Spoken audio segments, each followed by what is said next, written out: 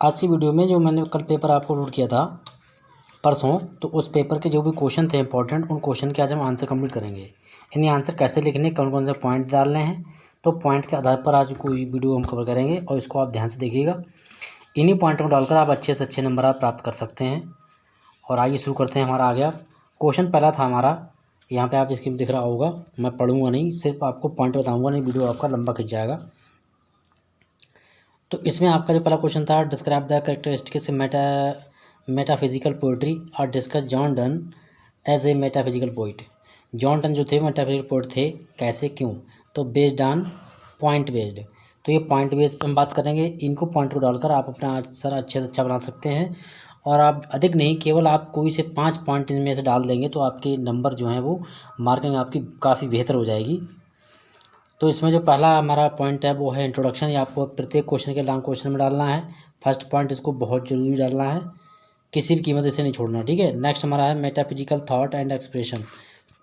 यानी John Donne ने क्या किया है, मेटाफिजिकल थॉट का यूज़ किया है और उसके एक्सप्रेशन को भी यूज़ किया है। नेक्स्ट पॉइंट हमारा ये है फॉर फैच्ड इमेज, मतलब एक भावी तस्वीर। And affection and hyperbole. Affection कहते हैं लगाव या प्रेम, हाइपरबोल होता है अतिशयोक्तक, ठीक है। Next display of learning, romantic tone dramatic tone and satire. ये पॉइंट आपके फर्स्ट क्वेश्चन के हैं। इनमें से कोई भी आप 5 पॉइंट डाल देंगे, आपके नंबर अच्छे मिलेंगे। और चाहे आप सारे पॉइंट डालकर इनके आगे आपको 8 से 10 से 15 लाइनें आपको लिख देनी है, आंसर आपका कंप्लीट हो जाएगा। बात करते हैं नेक्स्ट क्वेश्चन के आंसर की। क्वेश्चन लिखा है आपका, comment on the contribution of reformation in the development of English literature. तो इंग्लिश लिटरेचर का जो डेवलपमेंट है उसके बारे में, और रिफॉर्मेशन मतलब सुधार, इन दोनों सुधार और उसके मतलब विकास में क्या सहयोग रहा है, तो उसका आपको मतलब देना है, लिखकर बताना है। तो अब यहाँ पर देख लेते हैं, आपके कुछ पॉइंट यहाँ पर हैं जो कि आपको पॉइंट डालने हैं आंसर में। इंट्रोडक्शन डालना है, और लॉर्ड चांसलर ये राइटर हैं, कर्मेंट से भी राइटर हैं, निकोला मैकियावेली ये भी राइटर हैं, क्रिस्टोफर मार्लो ये भी राइटर हैं, फ्रांसिस बेकन ये भी राइटर हैं, एंड विलियम शेक्सपियर ये भी राइटर हैं। तो इन्हीं के बारे में आपको इतने ही राइटर आपको इस आंसर में डाल देना है। अब यहाँ पे मैंने 4, 2, 6, 7 मैंने 7 पॉइंट बनाए हैं। आप कोई से 5 डाल देंगे, इनके बारे में आपको लिख देना है। शेक्सपियर के बारे में आप सब कुछ जानते हैं, फ्रांसिस बेकन के बारे में आप सभी लोग जानते होंगे। 2 पॉइंट आपके ये बन गए। फिर आप निकोलो मैकियावेली आपने पढ़ा होगा, लॉर्ड चांसलर के बारे में ले लीजिए। तो 3 पॉइंट ये हो गए, इंट्रोडक्शन पहला हो गया, और इसके बाद में आपको कंक्लूजन जरूर डालना है, ठीक है। अगला क्वेश्चन देख लेते हैं। लिखा है write and note on William Shakespeare as a greatest sonnet composer. इन ये महान सोनेट के लेखक हैं, तो कैसे हैं, तो इनके में क्या क्या है हम पॉइंट बनाएंगे। पहला इंट्रोडक्शन बनाएंगे, ग्रेट आइडियाज़। देखिए यहाँ पर मैं आपको एक प्रेफर करूँगा कि great ideas, high imagination, strong emotions, perfect सोनेटर्स।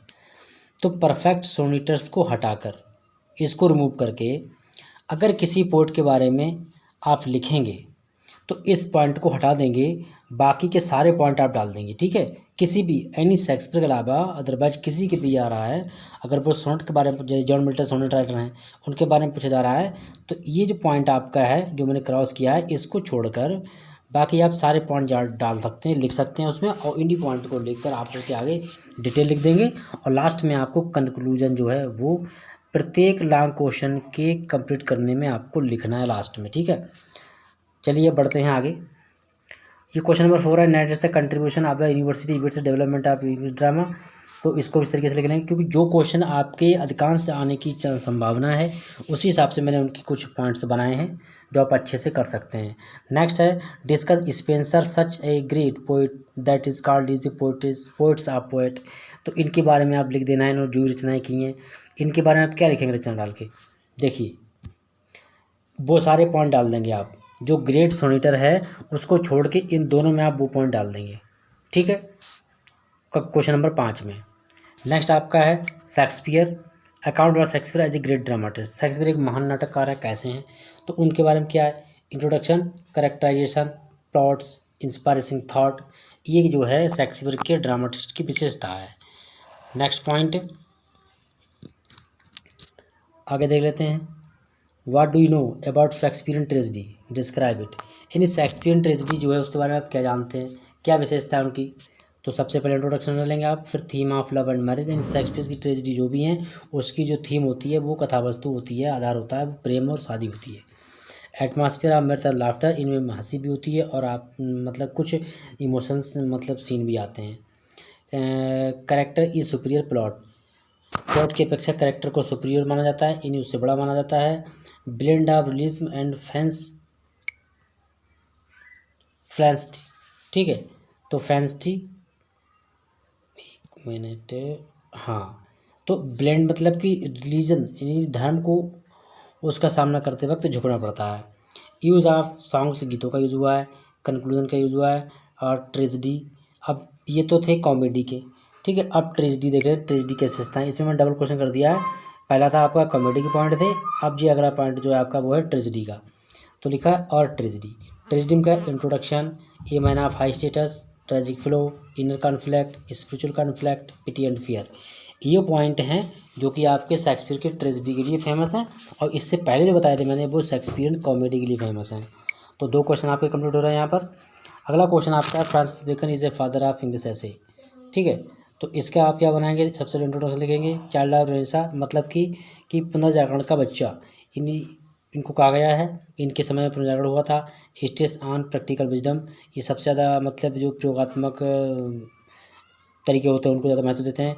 Classification, comprehensive and statement of proverbial, इन्हीं कहावतों के आधार पर इन्होंने अपना काफ़ी अच्छा स्टेटमेंट दिया है और कलेक्शन भी किए हैं। ऐसे भी ऐसे लिखे हैं इनके, जैसे आप स्टडीज़ आप एक्सपीरियंस है आप पढ़ लीजिएगा, अगर उसमें दिए हैं फर्स्ट सेमेस्टर की, जो फर्स्ट सेमेस्टर का इंग्लिश का पेपर है उसमें दिया हुआ है इनका चैप्टर। अगला क्वेश्चन है Elizabeth is a golden period, Elizabeth is a golden period of time. तो इसके बारे में कैसे लिखेंगे आप, इंट्रोडक्शन डालेंगे सबसे पहले। एलिजाबेथ किसके साथ, जो एज है वो किसके नाम से शुरू हुई थी, ये क्वीन एलिजाबेथ थी, उनके नाम से ये शुरू होती है। तो इस तरीके से आप लिख देंगे। पॉलिटिकल एंड सोशल बैकग्राउंड, ये डालेंगे आप हेडिंग, इसके बारे में लिखेंगे। Age of energy and spirit, age of peace order and prosperity, and age of national victories and conclusion. तो ये पॉइंट आप डाल के इस क्वेश्चन के आंसर को कंप्लीट करेंगे। इनके आगे आपको लिखना है डिटेल में, क्योंकि लॉन्ग क्वेश्चन अगर आपका है और आप अगर इसमें पॉइंट डाल देते हैं तो जो भी चेक करने वाला एग्जामिनर होता है वो आपको पॉइंट पे ध्यान देता है अक्सर, क्योंकि पॉइंट आपने क्या डाले हैं। Right A short on renaissance movement, इनकी पुनर्जागरण जो आंदोलन था उसमें आपको शॉर्ट में समझाना है। तो लिखा है इंट्रोडक्शन डालेंगे सबसे पहले। द मिडिल एज था मतलब ये मध्य युग में हुआ था, क्या रेनेसां का इवोल्यूशन, यानी कि जो पुनर्जागरण था वो मध्य युग में हुआ था। Failure of Roman Catholic church and holy Roman empire, a period of discovery and explanation, revival of classical learning and humanism. तो ये पॉइंट जो हैं आपके, इन्हीं पॉइंटों को आपको डालना है और इस पॉइंट को डाल के आप आसानी से आगे बढ़ सकते हैं, काफ़ी अच्छा पॉइंट आपको मिलेगा। तो आगे बढ़ते हैं, 1-2 पॉइंट इसके और हैं। फिर है significant features of humanism, flooring renaissance English in England, ये पॉइंट डालेंगे। लास्ट में डाल देंगे कंक्लूजन। तो जो भी पॉइंट बता रहे हैं ये आपको क्वेश्चन के आंसर में डालना है। और अगला क्वेश्चन देख लेते हैं। अगला क्वेश्चन हमारा है, और जो शॉर्ट क्वेश्चन है उनको भी आप इस तरीके से लिख देंगे। What do you know about the romantic as, romantic as के बारे में आप क्या जानते हो। तो सबसे पहले इंट्रोडक्शन डालोगे। French revolution and its impact, French revolution poets, इसमें रोमांटिक रिवील, इसमें जो पोइट हैं उनके बारे में चर्चा कर लेते हैं। जैसे आपके पोइट हैं वर्ड्सवर्थ हैं और कॉलब्रिज हैं, और भी आगे हैं जैसे शैली हैं। फिर है French revolution and prose writers, यहाँ पे प्रोज राइटर की बात होगी। इससे पहले हम किसकी बात कर ली, पोइट्री की, यानी कि पोइट की बात कर ली। तो अब इसमें कौन कौन है, जो हमारे जो राइटर्स हैं वो हैं जो नॉवल लिखा है किसी ने, और कुछ ऐसे, यानी नॉवल और ऐसे के बारे में आपको लिख देना है, नॉवल कैसे होता है और ऐसे किस तरीके लिखा जाता है। Discuss Wordsworth as a romantic poet, romantic जो विलियम वर्ड्सवर्थ थे वो रोमांटिक पोइट थे, कैसे आप इसको डिस्कस करेंगे। तो इसमें पहला पॉइंट आपका दिया हुआ इंट्रोडक्शन डालेंगे आप। फिर दिया his passionate love for nature, यानी कि प्रकृति को समर्पित उनका प्रेम। His mystical love for nature, उनका मतलब प्रकृति के लिए प्रेम। And nature and permanent of source joy, जो प्रकृति है वो हमेशा के, यानी परमानेंट मतलब हमेशा के लिए जो है वो खुशी का रास्ता है, ठीक है, साधन है। नेचर सबलाइन से blessed mood, nature true source of perfect, क्या लिखा, परफेक्ट एजुकेशन। तो ये पॉइंट आप डालेंगे तो आपका आंसर कंप्लीट हो जाएगा और अच्छे से आपको नंबर भी मिल जाएंगे। लास्ट में आपको कंक्लूजन, ये पॉइंट लास्ट में जरूर डालना है, किसी में भी आप क्वेश्चन में अगर पॉइंट डालते हैं तो, और नहीं डालते हैं तो भी, अगर आप पैरा वाइज लिखते हैं, पैसेज वाइज लिखते हैं, तब भी आपको डालना अच्छा रहेगा। सबसे पहले नोट डाल दीजिए और लास्ट में आपको कंक्लूजन तो डालना ही डालना है। नेक्स्ट है characterization in the novel, plot in a novel. ये क्या है, एलिमेंट ऑफ नॉवेल, यानी नॉवेल की जो तत्व होते हैं वो क्या क्या हैं उसमें। फिर है plot in a novel, dialogue in a novel and theme in novel, यानी थीम क्या होती है, संवाद कैसे होते हैं, प्लॉट कैसे होते हैं, चरित्र चित्रण कैसा, चित्रांकन कैसे होता है, तो ये आपको बताना है। अगला क्वेश्चन हमारा है what do you know about popularity of sonnet. Sonnet की प्रसिद्धता में आपको क्या जानते हैं, तो सबसे इंपॉर्टेंट डालेंगे लव, सबसे पहला है ये, the popular theme of sonnet contribution sonnet in 16th century, यानी 16वीं शताब्दी में जो सोनेट्स थी उसका जो सबसे बड़ा जो पॉपुलर थीम थी वो प्रेम, लव थी। अब इसमें किस किस राइटर ने अपना योगदान दिया है उसको देख लेते हैं। तो यहाँ पर आपके सर फिलिप सिडनी हैं, जिनका जन्म 1554 में हुआ था और 1556 में इन्होंने इसका कार्य किया, इसके बारे में, ठीक है। फिर है एडमंड स्पेंसर, इन्होंने 1552 से लेकर 1599 तक काम किया, ठीक है।